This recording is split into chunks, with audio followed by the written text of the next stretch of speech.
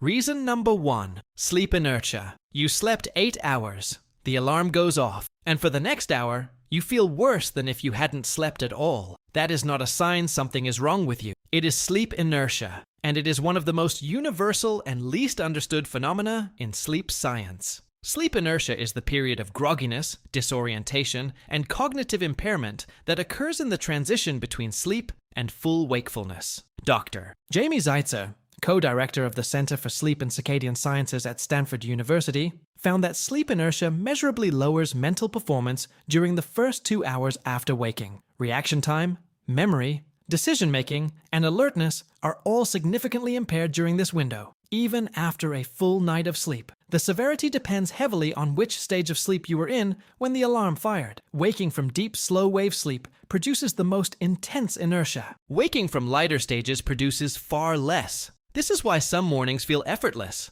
and others feel like lifting a car off your chest. The hours were the same, but the timing was different. Setting multiple alarms before your final wake-up time makes this significantly worse. Each alarm that pulls you partially out of sleep is interrupting a cycle that was trying to complete. You accumulate fragmented sleep in those final minutes and then wake from the worst possible stage. Sleep inertia peaks in the first 20 minutes after waking and typically resolves within 90 minutes. Natural light exposure is the most effective mechanism for accelerating that transition. Reason number 2. Sleep debt. 8 hours last night. But what about the 6 you got Monday, the 5 on Tuesday, and the 6.5 on Wednesday? Sleep debt is the accumulated deficit between the sleep your brain needs and the sleep it actually received. And the National Institute of Neurological Disorders and Stroke confirms that 1 or 2 nights of adequate sleep cannot repay weeks or months of deprivation. The brain recovers gradually across multiple nights of consistently adequate sleep. The weekend catch-up strategy most people use is one of the most persistent myths in sleep science. Sleeping 10 hours on Saturday after 5 on Tuesday reduces some acute impairment but leaves the chronic deficit largely intact and introduces a new problem. Sleeping late on weekends shifts your circadian rhythm, making Monday morning feel like jet lag. Research published in the journal Sleep found that 17 hours of sustained wakefulness produces cognitive impairment equivalent to a blood alcohol level of 0.05%. 24 hours produces impairment equivalent to 0.10%, above the legal limit in most countries. Most people carrying significant sleep debt are functionally impaired in ways they cannot accurately self-assess, because impaired judgment is one of the first things that goes. The only real solution is consistent, adequate sleep across enough nights for the deficit to genuinely close. There is no shortcut and no single recovery night that replicates what consistent sleep does. Reason number 3. Poor sleep quality inside 8 hours. You can spend 8 hours in bed and miss out almost entirely on the sleep that actually matters. Sleep cycles through distinct stages across the night. Research documents that roughly 25% of your total sleep should be deep, slow-wave sleep, the stage that repairs tissue, strengthens the immune system, and clears metabolic waste from the brain. Another 25% should be REM, which consolidates memory and regulates emotion. If something repeatedly pulls you out of deep or REM sleep, even briefly, you can spend 8 hours in bed and wake up feeling like you barely slept at all. These disruptions don't always wake you fully. You may not remember them in the morning, but each one resets your sleep cycle, forcing your brain to start climbing back through lighter stages before it can reach the restorative ones again. The result is a night that looks fine on paper, but never delivers the repair work your body needed. 8 hours of fragmented light sleep is not equivalent to 6 hours of deep, uninterrupted cycling. The number of hours is a flaw, not a guarantee of quality. Reason number 4. Social jet lag. Your body has a clock, and most people spend their entire week fighting it. Social jet lag is the mismatch between your natural sleep-wake cycle, your chronotype, and the schedule imposed by work, school, or social obligations. Chronobiology research documents that this mismatch is functionally identical to crossing multiple time zones. Accumulated social jet lag is linked to higher rates of depression, metabolic dysfunction, and cardiovascular risk, with effects that compound over time the same way chronic sleep deprivation does. Approximately half of all American adults experience meaningful social jet lag.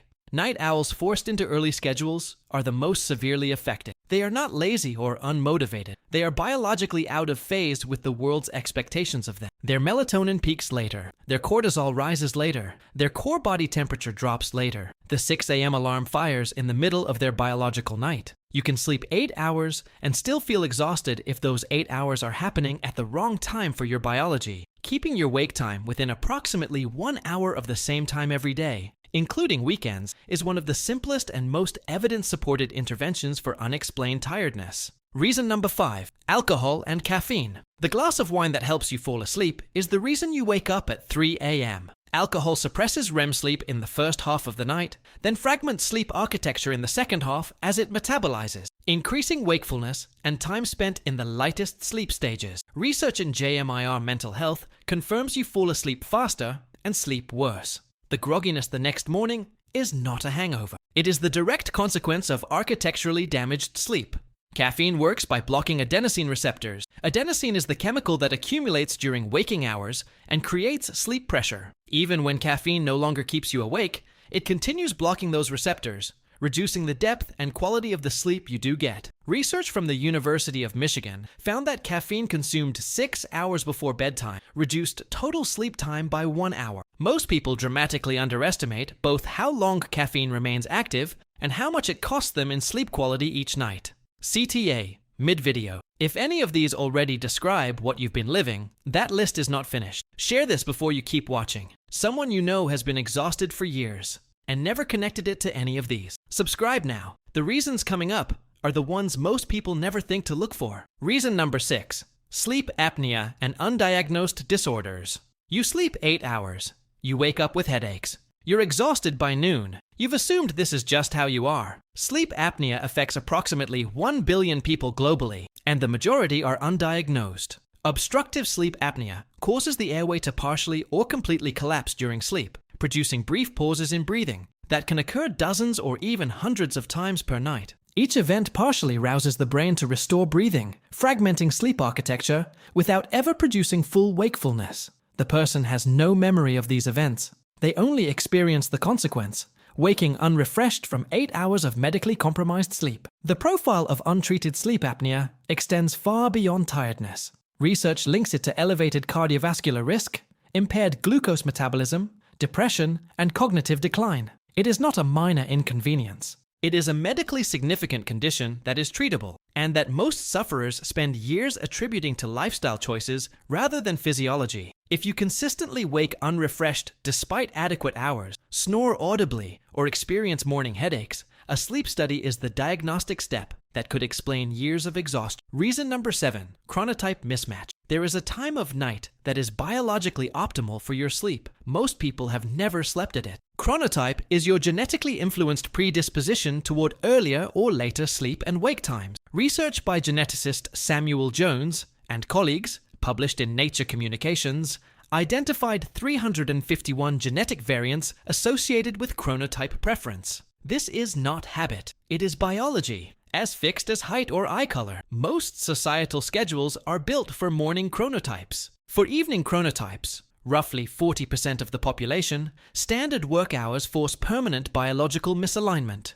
Their melatonin hasn't finished its cycle. Their core temperature hasn't risen to support wakefulness. Their cortisol hasn't peaked. They wake into a body that is physiologically still in its sleep phase. The fatigue this produces is not correctable by going to bed earlier. If your melatonin cycle doesn't shift, earlier bedtimes simply mean lying awake longer. The solution requires gradually shifting the sleep window using light therapy and melatonin timing, or adjusting the schedule to fit the biology rather than the reverse. Reason number 8, cortisol and stress dysregulation. Your stress doesn't just exhaust you during the day, it sabotages the night that follows. Under normal conditions, cortisol peaks in the morning to drive alertness and drops through the evening to allow sleep. Chronic psychological stress dysregulates this pattern through the HPA axis. Cortisol can elevate in the evening, suppressing deep, slow-wave sleep and keeping the body's threat detection systems partially activated throughout the night. Research from UC Berkeley found that the emotional processing function of REM sleep,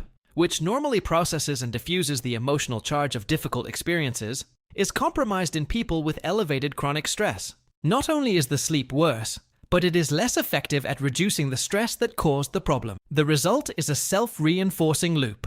Stress damages sleep. Damaged sleep elevates stress hormones. Elevated hormones further damage the next night. Breaking this loop requires interventions that address the stress response directly, not just the sleep hygiene surrounding it. Reason number 9, nutritional deficiencies. You can do everything right with your sleep schedule and still wake up exhausted if your body lacks the materials sleep is supposed to use. Sleep is not a passive state. It is a period of intense biological repair, and that work requires specific nutrients. Vitamin D deficiency is independently associated with excessive daytime sleepiness and non-restorative sleep. Research in the Journal of Clinical Sleep Medicine found vitamin D deficiency was significantly associated with sleep disorders across multiple population studies. Iron deficiency reduces oxygen carrying capacity and is a primary driver of fatigue that persists regardless of sleep duration. Magnesium plays a direct role in regulating the nervous system's transition into sleep and maintaining deep, slow-wave sleep architecture. B12 deficiency disrupts circadian rhythm regulation and produces fatigue that no amount of sleep resolve. Most people who are chronically tired, despite adequate sleep, have never had a comprehensive nutritional panel. The tiredness is attributed to schedule when the actual limiting factor is biochemical. Reason number 10, waking at the wrong point in the sleep cycle. 8 hours interrupted at the wrong moment can leave you feeling worse than 6 hours ended at the right one. Sleep cycles last approximately 90 minutes each. A full night contains roughly 5 to 6 complete cycles, each moving through light sleep, deep sleep, and REM. The crucial variable is not how many hours you sleep, but where in the cycle you are when you wake. Waking from deep, slow-wave sleep, which dominates the early cycles, produces the most intense inertia and the most prolonged grogginess. Waking from light sleep, or the end of a REM phase, produces significantly less impairment. This is why an alarm set for 7 a.m. sometimes feels catastrophic, while waking naturally at 6:40 a.m. feels alert. The natural waking aligned with a cycle completion, while the alarm interrupted one. The practical application: work backward in 90-minute intervals from your wake time to identify when to fall asleep.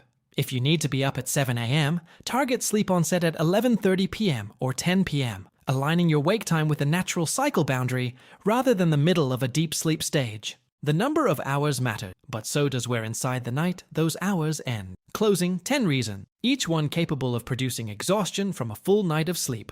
Independently and in combination, most people experiencing chronic tiredness are dealing with several of these simultaneously, without knowing any of them have name. The 8-hour rule is a floor, not a formula. What happens inside those hours, when they occur relative to your biology, what you consumed before them, whether your airway remained open during them, whether your stress hormones allowed them to be restorative, all of this determines whether 8 hours produces restoration or simply the absence of waking. Tiredness that persists despite adequate sleep is not a character trait, it is a symptom, and symptoms have causes. Most of the causes on this list are identifiable, addressable, and not permanent. Tell us in the comments, which of these did you recognize, and which one surprised you most? We read every response,